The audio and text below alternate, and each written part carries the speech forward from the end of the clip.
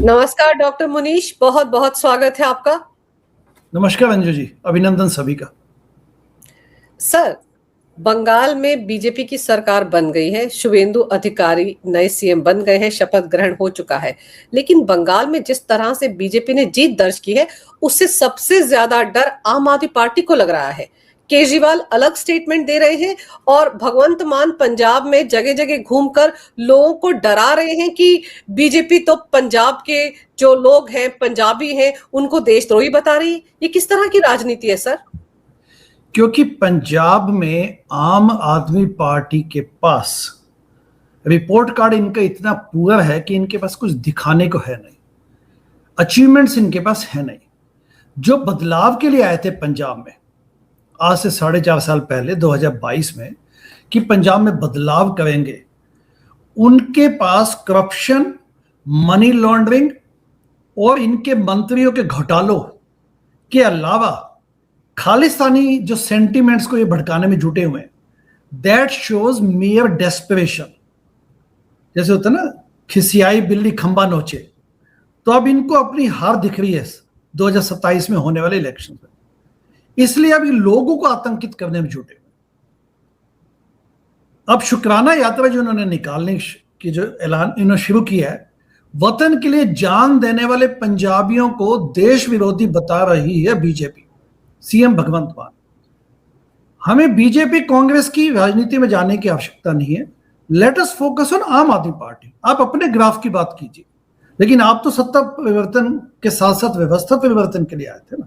आप तो एक बहुत विहंगम, एक बहुत बड़ा उद्देश्य लेके आए थे, लेकिन आपने दिया क्या? अब ये कहते हैं भगवंत मान, जो पैगवंत मान के नाम से ज्यादा जाने जाते हैं, जिनकी दिनचर्या शराब या दारू से होती है। एंड विधानसभा में भी पंजाब के चुने हुए मुख्यमंत्री यानी कि भगवंत मान दारू के नशे में धुत होके गए हुए हैं। नाउ ही इज टेलिंग पंजाबियों में खौफ पैदा करने की कोशिश की जा रही है। बॉर्डर स्टेट इतना सेंसिटिव स्टेट है पंजाब, जहां पे पहले इस प्रकार की एक विभाजनकारी घटनाएं हो चुकी हैं। पंजाब में आतंकवाद था कभी, 1984 की बात कर रहा हूं मैं। उसके बाद इनका इस किस्म का कंडक्ट, ये बेसिकली इनकी खुद की डेस्परेशन शो करता है। इन्होंने कुछ अचीव तो किया नहीं पिछले 4.5 सालों में। अब ये लोगों को गुमराह करके एंड बाकी पार्टियों पे दोष देके अपने दामन को साफ दिखाना चाहते हैं। That is a problem. लेकिन यदि आप पंजाब में आम आदमी पार्टी के रिपोर्ट कार्ड को देखें तो 2-3 चीजें बड़ी क्लियरली स्टैंड आउट होती हैं। Number 1, massive level of corruption, massive level. Second इनका है कि जो इन्होंने घोटाले किए यहाँ पे, हवाला मनी वाला, मनी लॉन्ड्रिंग इनकी जब से पार्टी शुरू हुई है तब से लेके अब तक मनी लॉन्ड्रिंग या हवाला का पैसा इनके लिए एक बहुत बड़ी बात है। अभी देखिए ना, जो अभी पंजाब में 12 लोकेशंस में अभी 2 दिन पहले जो छापे पड़े हैं ईडी के, तो इन ईडी के छापों में 12 लोकेशंस में अंजू जी जो सबसे इंपॉर्टेंट पॉइंट निकल के आ रहा है वो ये है कि there is a clear cut political nexus, political patronage. Punjab के आम आदमी पार्टी के प्रदेश अध्यक्ष हैं अमन अरोड़ा। संगरूर के पास एक सुनाम नाम की विधानसभा सीट है, एक तहसील हेडक्वार्टर है, वहां से ये व्यक्ति हैं अमन अरोड़ा। पहले कांग्रेस में थे, फिर दल बदल के 2016 में सो कार्ड अरविंद केजरीवाल की राजनीति से इन्फ्लुएंस हुए। अब उनके धंधे देखिए कि ये व्यक्ति अब खुद घोटालों में जुटा हुआ है। तो जो 2 व्यक्ति पकड़े गए हैं इसमें, गौरव धीर एंड नितिन गोहल, ये अमन अरोड़ा के नजदीकी हैं। They are the masterminds of this, और इन्होंने पैसे की गड़बड़ भी बड़े तसल्ली से की है। मतलब चेंज ऑफ लैंड यूज में पैसों की कीमत कम दिखाई ताकि पैसा खाया जा सके। 300 करोड़ की प्रॉपर्टी को 170 डी इवेल्युएट करवा दिया गया। सो क्लियर कट हवाला मनी। अच्छा, हवाला की बात की जाए तो यदि आप 2012 से इनका कंडक्ट देखें, इस आम आदमी पार्टी का, जो भ्रष्टाचार मुक्त भारत बनाने आई थी, अन्ना आंदोलन में इन्होंने सिम कार्ड का पैसा खा लिया। फिर जो अरविंद केजरीवाल की एक एनजीओ थी, पब्लिक कॉज रिसर्च फाउंडेशन, पीसीआरएफ, अन्ना आंदोलन का पैसा उसमें डलवा के वो खा गए। इस पे कभी लंबी बात कर सकते हैं। यानी कि आंदोलन पार्टी बनने से पहले भी इन्होंने घोटाले करने शुरू कर दिए थे।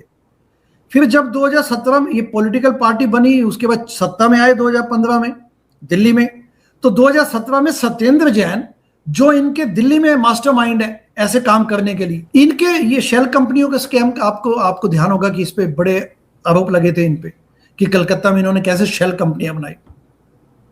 फिर आम आदमी पार्टी के ही कुछ कार्यकर्ताओं ने आवाम बैनर के तहत आरोप लगाए इनके कि भाई 50-50 लाख के जो 2 करोड़ के आए थे आपके किस्तें, टोटल 50 लाख की 4 किस्तें 2 करोड़ ओवरनाइट पैसा आया इनके अकाउंट में 2014 के नाइट में, मई जून में। तो इनके धंधे शुरू से ऐसे। अच्छा, पार्टी में सत्ता में आने के बाद फिर राज्यसभा की सीटें जैसे बेची गई हैं वो तो वेल नोन है। इनका मोडस ऑपरेंडी बड़ा क्लियर है कि सभी एमपीज को इन्होंने पैसों से टिकटें बेच के उनको अल्टीमेटली राज्यसभा भेजा। सर, भ्रष्टाचार मुक्त भारत करने जो आए थे वो खुद भ्रष्टाचार में फंस गए हैं। ये तो इनके बहुत सारे मंत्रियों की हाल में गिरफ्तारियां हुई, बहुत सारे इनकी सरकार में बहुत सारे बड़े बड़े अधिकारी हैं वो भी पकड़े गए। और फिर स्वाति मालीवाल, अब तो वो बीजेपी में आ गई हैं, लेकिन उन्होंने तो बहुत सारे आरोप लगाए हैं कि इनके बड़े बड़े मंत्री हैं, बड़े बड़े नेता जो हैं बड़ी आलीशान जिंदगी जीते, जैसे कि केजरीवाल शीश महल में बड़े आलीशान तरीके से रह रहे थे। यहां पे ध्यान देने वाली बात यह है कि सत्ता का सुख भोगने की लालसा इनमें बड़ी स्ट्रांग है। 2015 में सत्ता में आए, लेकिन सत्ता में आने के पीछे जो माध्यम बनाया वो था आंदोलन। 5-5, 10-10 रुपए की डोनेशन दीजिए, हम धनपतियों से पैसे नहीं लेंगे, हम तो आम आदमी हैं, हम तो ब्लू शर्ट में घूमने वाले हैं, चप्पल में घूमने वाले हैं, निकलो बाहर मकानों से, जंग लड़ो बेईमानों से। लेकिन दिल्ली में इन्होंने 10 सालों में क्या दिया? शीश महल दिया, पेरिस वाली सड़कें बनाने की बजाय लोगों को प्रदूषण, कूड़ा करकट, इस किस्म की गंदगी दी, लेकिन सत्ता का सुख पूरा भोगा। अब ये पंजाब में आके बैठ गए हैं। इतनी इन लोगों में डेस्परेशन है कि पंजाब के लोगों को की बजाय दिल्ली का पूरा दरबार आके बैठा हुआ है। केजरीवाल वहां बैठे हैं, विभव कुमार वहां बैठे हैं, सभी लोग वहां बैठे हैं, एंड बड़ी बड़ी कोठियां लेके चंडीगढ़ में बैठे हैं। तो इसमें आश्चर्य की क्या बात है? तो जब ये लोग मलाई खाने में लगे हैं, सत्ता की विलासिता में डूबे हुए हैं, खुद जेट प्लेन में घूम रहे हैं ये लोग, तो उसमें भगवंत मान के ओएसडी राजवीर घुमान वो क्यों सत्ता का सुख नहीं भोगेंगे? He is like acting like a super CM कि ठीक है, क्योंकि सारे काम उनके माध्यम से होने हैं। OSD is a very important position on special duty. तो जब वही देख रहे हैं कि हमारे ऊपर वाले खाने पीने में जुटे हुए हैं, तो he is also doing that. तो पब्लिक सर्विस क्या करेंगे ये लोग? भ्रष्टाचार से क्या लड़ेंगे? अच्छा, पाखंड पूरा करते हैं ये, शुक्राना यात्रा निकालनी शुरू कर दी। इससे पहले पिछले 2025 के जून में क्या किया इन्होंने? नशा मुक्ति यात्रा निकाल दी। पंजाब को नशा मुक्त बनाने की बजाय काम तो किया नहीं कुछ। जिस अधिकारी ने, जिस एमएलए ने के नाम पे इन्होंने कहा था कि हम इनके माध्यम से पंजाब को ड्रग मुक्त करेंगे, नशा मुक्त करेंगे, उनको तो इन्होंने सस्पेंड कर दिया, एमएलए को अपनी पार्टी के। I am talking about Kunwar Vijay Pratap Singh. तो साफ छवि वालों को खोटे लाइन लगा दो, उनको सस्पेंड कर दो। उसके बदले पाखंड पूरा नशा मुक्ति यात्रा केजरीवाल ने निकाली पिछले जून में 100 दिन की। अब ये शुक्राना यात्रा की शुक्रिया अदा किया जा रहा है। किस बात का शुक्रिया अदा किया जा रहा है आपका? अच्छा, यात्राएं नशा मुक्ति यात्राएं निकाली जाती हैं। इनके जो मुख्यमंत्री हैं पंजाब सीएम भगवंत मान, वो खुद अल्कोहल की प्रॉब्लम से इतने ग्रसित हैं, इतने पीड़ित हैं कि उनसे इतने धुत हो जाते हैं कि इवन विधानसभा के सेशन में वो पहुंच गए पी के, एंड वहां ऑप्शन आप बोलने लग गए। एंड पंजाब के लोगों को क्या कॉन्फिडेंस आएगा कि does this person have the mental capabilities हैं इनके पास? ये क्या पंजाब की क्या सेवा करेंगे? पंजाब के डिसीजन मेकिंग में कैसे ये अपनी भूमिका अदा करेंगे? सर, क्या पता नशे में ही इन्होंने ये स्टेटमेंट दिया था, वो जो उन्होंने आरोप लगाए थे बीजेपी पर, जब जालंधर और अमृतसर में 2 जगह आईडी ब्लास्ट हुआ, एक जगह आर्मी कैंप के सामने हुआ, दूसरी जगह बीएसएफ हेडक्वार्टर के बाहर हुआ, तो इन्हीं भगवंत मान ने कहा ये बीजेपी करवाती है, बीजेपी ने ही धमाके करवाए हैं, जबकि इनका डीजीपी ये कह रहा था कि आईएसआई से कनेक्शन है, ये पाकिस्तान ने करवाए हैं, लेकिन भगवंत मान ये कह रहे थे। तो आप सोचिए कि तब कौन से नशे में डूबे हुए थे ये। पंजाब स्टेट के मुख्यमंत्री बाकी राज्य के मुख्यमंत्रियों से अलग होते हैं, क्योंकि उनको वहां पे एक्सटर्नल एग्रेशन या जो दूसरे देश हैं जैसे पाकिस्तान, जो हमारा दुश्मन देश है, वो भी पंजाब को डिस्टेबलाइज करके भारत के प्रति अपनी दुश्मनी निकालना चाहता है। तो ऐसे में ऐसे प्रदेश या ऐसे सूबे के मुख्यमंत्री की जिम्मेदारी बनती है कि वो सेंट्रल गवर्नमेंट के साथ मिलकर काम करें। अब देखिए, पंजाब में जब ये ब्लास्ट हुए पिछले 2 सालों में 16 ब्लास्ट हो चुके हैं, 16 blast. This is nothing new, and इसमें सभी में पाकिस्तान का हाथ है। तो जैसे ब्लास्ट हुए बीएसएफ के हेडक्वार्टर्स के बाहर, आप ये बताइए कि इसमें इंटरनल पॉलिटिक्स क्या हो सकती है? कोई भी पॉलिटिकल पार्टी ऐसा कैसे सोच, I mean they can not even think कि अपने देश के पैरामिलिट्री फोर्सेस पे या अपने देश के सैनिकों पे हमले किए जाए। नेचुरली इसमें आईएसआई का हाथ है, और पंजाब के डीआईजी गौरव यादव ने भी कहा कि इसमें आईएसआई का हाथ है, and we are fully committed to sort it out. लेकिन भगवंत मान इसमें इतनी गैर जिम्मेदारी के साथ इन्होंने स्टेटमेंट दिया कि इसमें बीजेपी को उन्होंने एक्यूज किया। मुझे लगता है कि इसमें बीजेपी, अकाली दल, कांग्रेस या आम आदमी पार्टी का मुद्दा नहीं है। It's not about political party, it's not about पार्टीबाजी, it's about taking responsibility and fighting the enemy as a unison. Sir, Bhagwant Mann जो भी आरोप लगा रहे हैं या केजरीवाल जो भी आरोप लगा रहे हैं, दरअसल ये बंगाल में बीजेपी की जीत के बाद इस बात को लेकर भी डर गए हैं कि अगला नंबर पंजाब का लगने वाला है। और फिर अभी हाल ही में राज्यसभा के 7 सांसदों ने पार्टी का साथ छोड़ा है, बीजेपी में शामिल हो गए, और कहीं ना कहीं जो पंजाब में इस वक्त भगवंत मान की सरकार है, उसके अंदर भी तो ऐसे विधायक हैं जो केजरीवाल से भी नाराज है और भगवंत मान से भी खुश नहीं है। तो वो तो कभी भी पाला बदल सकते हैं ना, डर तो इनको ये सता रहा है। पासा पलटने के लिए वो बिल्कुल रेडी बैठे हैं, क्योंकि जब आप आंदोलन के नाम पे सिर्फ आडंबर करेंगे तो कैसे एक्सपेक्ट करेंगे कि आपके एमएलए किसी आइडियोलॉजी को कमिटेड होंगे?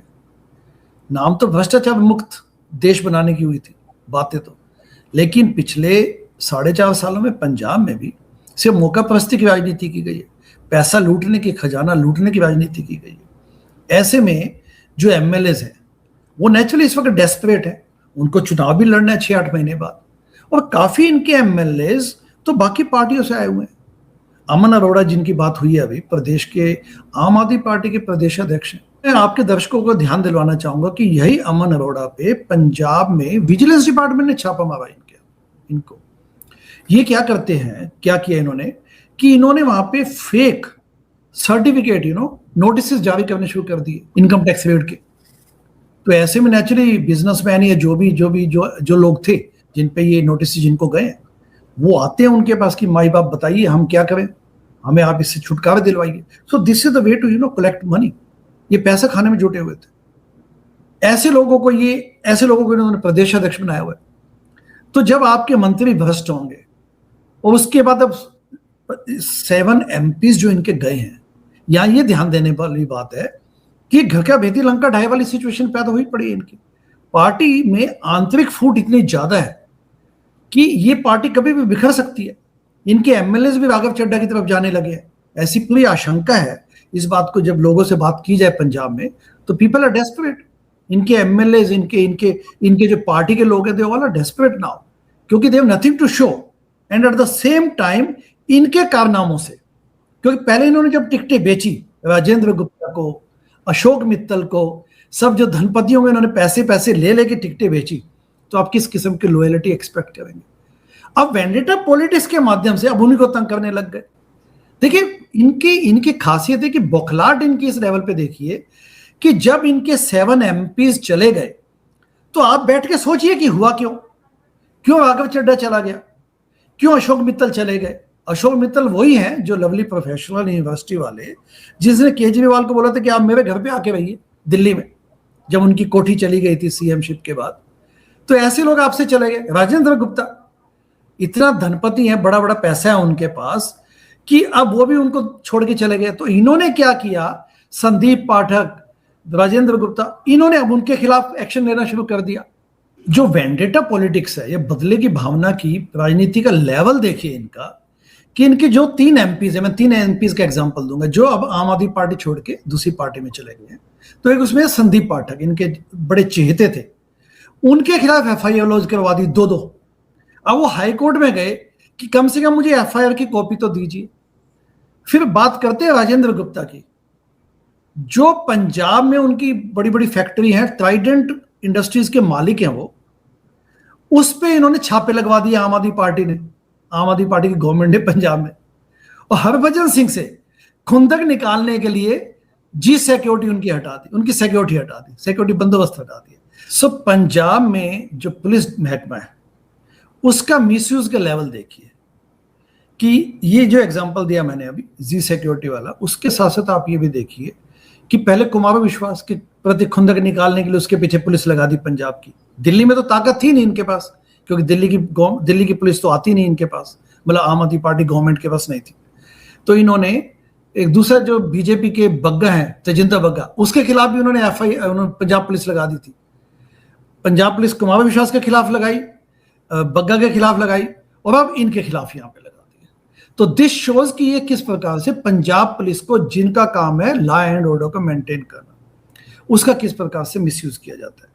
उसी प्रकार से पंजाब में जो सिक्योरिटी बंदोबस्त है वो भी केजरीवाल की सेवाएं देने में जुटा हुआ है, जबकि केजरीवाल पंजाब के किसी भी ढंग से कोई प्रतिनिधित्व नहीं करते, ना तो वो वहां से चुने हुए प्रतिनिधि है, ना ही वो पंजाब को रिप्रेजेंट करते। सर केजरीवाल तो बड़े से काफिले में घूमते ही हैं, लेकिन वो तो अब दिल्ली हाई कोर्ट से भी डरे डरे हैं।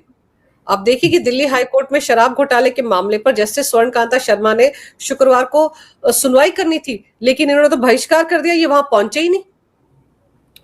हाँ, ये भी बड़ी इंटरेस्टिंग बात है कि जहां देखिए ये लोग एक चीज में बड़े माहिर हो चुके हैं, हमेशा दूसरों पर इल्जाम लगाना, एंड हमेशा जैसे ममता बनर्जी ने अभी किया कि मैं तो इस्तीफा ही नहीं दूंगी सीएमशिप से। तो केजरीवाल की पॉलिटिक्स में तो वही है, पहले 49 दिन की सरकार बनी तो रेल मंत्रालय के बाहर बैठ के धरने पे एज ए सीएम कि लॉ एंड ऑर्डर मेंटेन नहीं हो पा रहा जी दिल्ली पुलिस से, और दिल्ली पुलिस मेरे तहत आती नहीं, तो उस पर बैठ गए। फिर गवर्नर के घर पे जाके बैठ गए थे, एलजी के घर पे बैठ गए। अब यहां कहते हैं शराब घोटाले में भी देखिए जस्टिस स्वर्णकांता शर्मा पे आरोप लगाने शुरू कर दिए, उनको बदनाम करने की कोशिश की, उनको भयभीत करने की कोशिश की कि आप तो लायक ही नहीं है, आप अपने आप को हटाइए, रिक्यूज कीजिए यहां से। अब वहां दाल नहीं गली, तो अब कोर्ट में जाना था जब कल कि आप आइए, क्योंकि एमिकस क्यूरी अपॉइंट करना चाहती है कोर्ट, तो एमिकस क्यूरी भी तभी अपॉइंट होगा जब ये 3 अभियुक्त केजरीवाल, दुर्गेश पाठक एंड मनीष सिसोदिया जब ये जाएंगे, तभी उनकी हाँ या उनकी मंजूरी के बाद एमिकस क्यूरी होगा।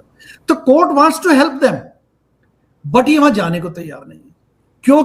क्यों जाने को तैयार नहीं, ये अंडरस्टूड है कि पब्लिक समझ सकती है, यानी इनको हर चीज में डिफ्लेक्ट करना है ताकि इन तक बात मत पहुंचे।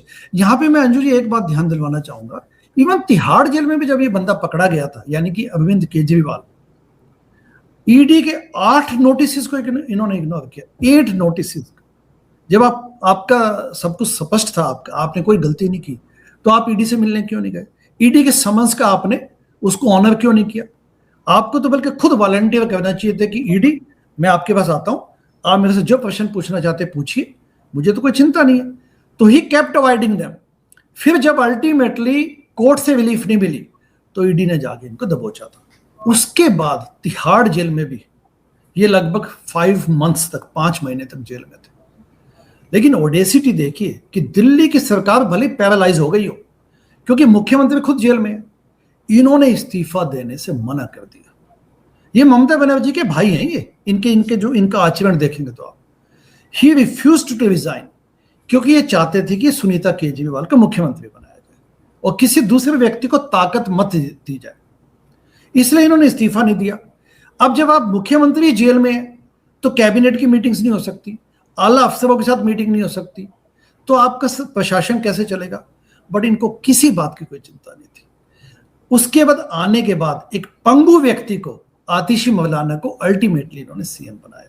जब इनको समझ आ गया कि सुप्रीम कोर्ट का शिकंजा इतना कसा जा चुका है कि मैं, यानी कि केजरीवाल, अब किसी भी हालत में मुख्यमंत्री बने नहीं रह सकते। ये वो उस व्यक्ति का कंडक्ट है जो कहते हैं हम भ्रष्टाचार मुक्त भारत बनाएंगे। ऐसा व्यक्ति जो कहता था कि पॉलिटिकल पार्टियां आरटीआई के तहत आनी चाहिए, पारदर्शिता की बातें करता था, वो देखिए जब सत्ता मिली तो सत्ता के लालच में कितना मदहोश हो गया। This shows there conduct. Sir सत्ता के लालच में इतने मदहोश हो गए। आप सोचिए 2014 में जिन नेताओं की लिस्ट बनाकर कहते थे कि जनता ध्यान से देख ले, इनको वोट ना दे, आज की तारीख में उनके लिए वोट मांग रहे थे। स्टालिन के लिए वोट मांगने के लिए गए थे जिन पे भ्रष्टाचार के आरोप लगाए थे, ममता बनर्जी के लिए वोट मांग रहे थे। तो सर अब ये कहां खड़े हैं? सब भूल गए कि किस लिए आए थे राजनीति में। वो नाटक था वो। ट्रांसपेरेंसी, पारदर्शिता में कितने ही आंतरिक लोगों से बात हुई है आम आदमी पार्टी की। मयंक गांधी, कुमार विश्वास, शाजिया इल्मी, शांति भूषण जी, किससे बात नहीं की गई। एडवोकेट जस्टिस संतोष हेगड़े जी, किरण बेदी, सबके बयान है और सबने इंटरनल स्टोरीज बताई है। बेसिकली अंजू जी, आंदोलन के नाम पे एक बहुत बड़ा धोखा हुआ देश के साथ। उसका दुष्परिणाम ये है कि आज लोगों के मन में एक ऐसा संदेह पैदा हो चुका है कि जब कोई व्यक्ति ये कहता है कि देश में राजनीति क्लीन की जाए, तो ये जनता खुलेआम बोलती है कि केजरीवाल को देख तो लिया। तो पीपल आर सो स्केप्टिक, इतना एक आंदोलन के नाम पे देश की राजनीति पे कलंक इन्होंने जो लगाया, जो कालिक पोथी है, उसका आने वाले समय में उसका भरपाई नहीं हो पाएगी उसकी। सर, ये जो पंजाब के आम आदमी पार्टी के अध्यक्ष हैं अमन अरोड़ा, जब उनके करीबी पर शिकंजा कस ईडी का नाम भी आ रहा है, क्या क्या किया उन्होंने, तो आपको लगता है कि इसकी आंच बड़े बड़े नेताओं तक में पहुंचेगी? इसमें कोई डाउट ही नहीं है। पंजाब की कैबिनेट और पंजाब का पूरा मंत्री और सब मिनिस्टर्स सभी भ्रष्टाचार में डूबे हुए हैं। इनके एक बहुत बड़ा खुलासा जो कि जनता की निगाह में याददाश्त में बड़ा होगा अभी, वो है एचएस भुल्लर का, डीआईजी एचएस भुल्लर। और ये इतना सटीक एग्जांपल है, दिस शोज कि किस लेवल तक पंजाब में भ्रष्टाचार फैला हुआ है। डीआईजी एचएस भुल्लर पकड़े गए थे भ्रष्टाचार के केस में, उन पे आरोप लगाया था। तो जब आरोप लगा तो सीबीआई ने उनको 5 लाख की रिश्वत, डीआईजी इज एक्सेप्टिंग 5 लाख की रिश्वत, he was willing, he is ready to accept. वहां जाके सीबीआई ने उनको दबोचा। डीआईजी के लेवल का एक व्यक्ति 5 लाख की रिश्वत लेने के लिए तैयार बैठा था अपने जिस भी ठिकाने पे। फिर जब उनके वहां ठिकानों पे अल्टीमेटली रेड पड़ी, तो वहां पे 8 करोड़ रुपीस का कैश मिला। 8 crore, can you believe this? And दुनिया भर के प्रॉपर्टीज के कागज, गाड़ियों के कागज, विदेशी घड़ियों के, दारू मिली वहां पे। ये शो करता है क्या ये कोई आनंद फानन में हो गया काम? ये no, it's a tip of the iceberg. यानी कि संतरी से लेके मंत्री तक जो कट कमीशन का जाल पंजाब में बिछा हुआ, अभी तो ड्रग मुक्त या नशा मुक्त पंजाब क्यों नहीं बन पाया? क्योंकि इनको करना नहीं था। इनको तो लोगों से फिरौतियां मांगने के लिए मशहूर है ये लोग।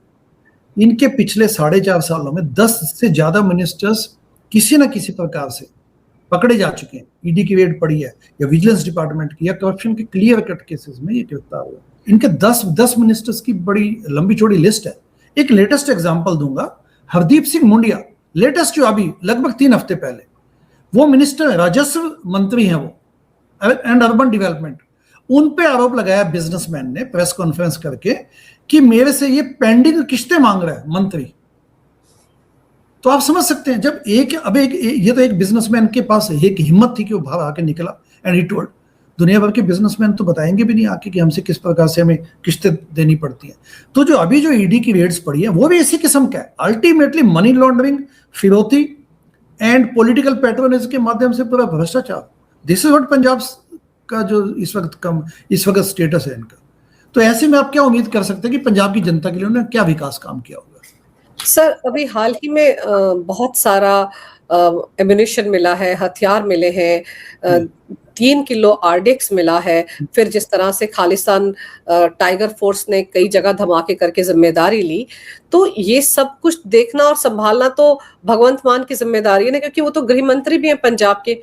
लेकिन वो बड़ी जल्दी से सारा दोष जो है बीजेपी पर लगा देते हैं और एक तरह से आईएसआई और खालिस्तानियों को क्लीन चिट दे देते हैं। तो क्या आपको लगता है कि जिस तरह से 2022 में इनको समर्थन मिला था खालिस्तानियों का, खालिस्तानी समर्थकों का, तो ये उसी तरफ कोई डील की तरफ जा रहे हैं केजरीवाल एंड कंपनी खालिस्तानियों के साथ? खालिस्तानियों के साथ, ये खालिस्तानी जो आइडियोलॉजी है उनके साथ तो इनका चोली दामन का साथ है। मैं तो सिर्फ लेटेस्ट एग्जांपल से ये बात प्रूव कर दूंगा कि अमृतपाल सिंह का ही मामला देख लीजिए। अमृतपाल सिंह, लोग ये कहते हैं, लोगों को ये इंप्रेशन है कि खालिस्तानी मूवमेंट तो कनाडा या यूके से चलता है। ऐसा नहीं है जी।